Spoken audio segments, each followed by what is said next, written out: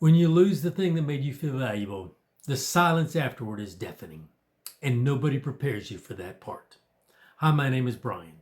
For years as a minister, I didn't think my confidence came from my job or my title or the role I played. I told myself, no, I'm grounded. I know who I am. But you don't realize how tightly success is wrapped around your identity until it slips through your fingers. And the day it happened to me, it felt like the ground shifted under my feet. One moment, life was predictable and familiar and stable. The next, everything that made me feel strong, respected, or even useful was gone. I remember waking up after that first morning after everything fell apart. No emails, no responsibilities, no meetings, no sense of direction. You'd think the quiet would feel peaceful. It didn't. It felt like failure, echoing through every empty space. And if you're watching this because you felt that way too, trust me, I get it. Losing success doesn't just change your schedule, it messes with your soul. Because somewhere along the way, without ever meaning to, your success became the mirror you needed to look at yourself. When that mirror shatters, you don't just lose the job, you lose the version of yourself you thought was real. For me, it wasn't just about career. As a minister, it was about purpose, impact, identity. And for decades, I poured my life into something I believed would last forever. And then suddenly I found myself starting over in a way I never saw coming. I felt like a man walking out of a house that had just burned down, holding only ashes, trying to remember what it used to look like. There were days I asked God, what are you doing? Why is this happening? What am I supposed to do with this version of myself that feels smaller, weaker, and more uncertain than ever? And here's the thing, God wasn't silent, but he also didn't rush to rescue me from the discomfort. He used it. He used the loss of my success to show me I had built part of my identity on things that couldn't hold me. Looking back, I realized something. Success is a great gift, but a terrible identity. It will applaud you today and abandon you tomorrow. It will make you feel important until suddenly it doesn't. It will boost your confidence, but never anchor your soul. And when success disappears, something dangerous tries to take its place. Shame, comparison, self-doubt. Invisible lies that whisper, you're less than you used to be. You missed your moment. You're not needed anymore. Those lies hit hardest in the quiet moments. Maybe driving home or sitting in a parking lot, looking in the mirror, trying to pretend everything's okay. But here's the truth. I had to learn the hard way. When you lose your success, you don't lose who you are. You lose who you thought you were. And that can be the beginning of something much deeper. There's a moment in Scripture where the Apostle Paul says something radical. He says, my old self has been crucified with Christ. So I live by the faith of the Son of God who loved me and gave himself for me. That's Galatians 2:20.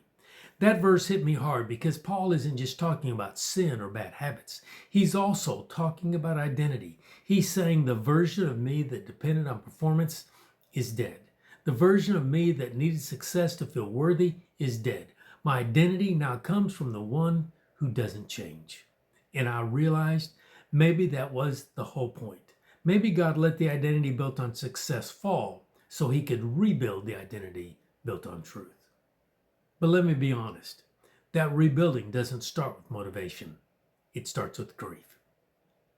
It starts with admitting, I'm hurting, I'm confused, I don't know who I am without the thing I had. And maybe that's where you are right now, trying to act tough, trying not to look like you're not falling apart, trying to hold on to a confidence that slipped away when life shifted underneath you. Let me tell you something. You're not broken. You're not washed up. You're not less valuable than you were before. You're not living plan B. You're in a transition God can use to pull you into your real identity. Not the one success gave you, but the one he gave you from the beginning. Sometimes God has to stir up our identity we built so he can reveal the identity he designed. There's a strange mercy in loss. When the noise of success goes silent, you can finally hear God again. When the performance ends, you can ask questions you've avoided for years. Who am I without the title? Who am I when nobody's watching me? Who am I when I'm not needed or applauded? Who am I when I don't feel strong? You know what I discovered? Identity isn't something you earn, it's something you uncover.